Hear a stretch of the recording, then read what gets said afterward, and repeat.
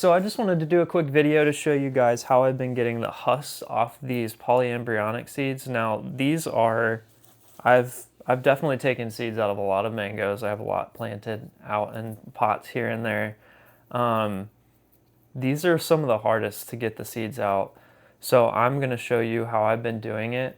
When you're talking about, a whole entire pot full. So this is almost, well, I've done a bunch. So this is about 200 seeds that I'm doing, and I actually just got another 90 for rootstock.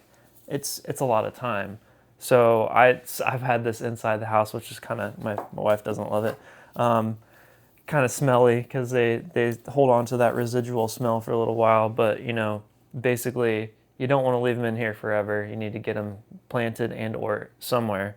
So you want to get these husks off and get the seeds out. And these ones are some of the hardest. So I'm going to show you what I've been doing. Now, I've been doing this without a glove on, but I've been thinking about it because I got a couple of cuts. These pruning shears are actually very, very, very sharp. So a glove would be a good idea. I was even thinking about like some of those, I think they're like stainless steel mesh or something, whatever that cutting glove is that sometimes you see chefs use or people filleting fish. So basically what I've found works the best, you can do it two different ways, but what I've found it works best for the seed is which you can barely even see it on this, you're going to the inside curve here, and then what you'll do is you'll take the pruning shears and basically trim off this outside area. So some seeds are easier than others. I could end up with a really horrible seed or a good one, but basically what I'll be doing here, and usually I do it into like a box or a bucket or something like that. So you won't be able to see that, so I'll just keep it over.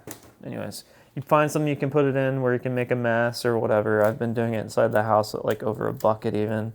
But you can see I kind of get this here. So I'm trying not to get the seed, but then what I'll do is once I get an open area, I'll get the pruning shear side in and just rotate. And it's kind of like, think about if you have pliers and you're trying to bend something like a piece of metal. Teammates loves to be on camera. She always gets in the middle of video shots. But you're just basically peeling this out here. So the goal being that you get all this off of here without damaging the seed. Even though this seed will break into up to like 5 parts to make more seeds, and they're all viable. You want to kind of get that. And then once you get it peeled off, you can barely see it, but then you'll be able to open it up.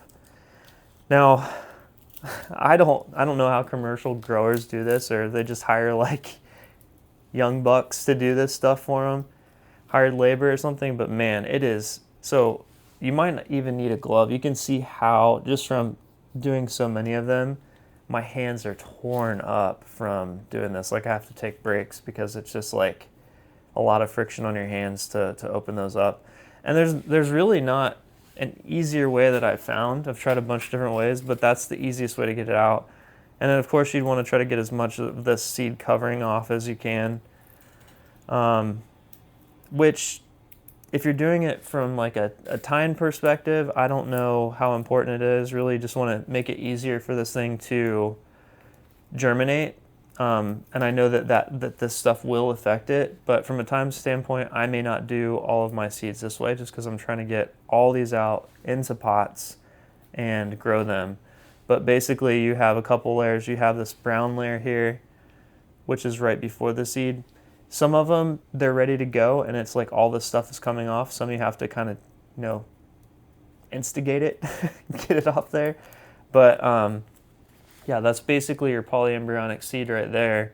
And then trying to get as many done as possible. So just keep going with it, move on to the next one. And as soon as you get done with these, you either need to keep them in a moist paper towel or get them in, your soil. So that is how I've been doing this. I just wanted to show because, of course, there's not a lot of videos on this, and especially not at a mass scale when you're doing this many of them.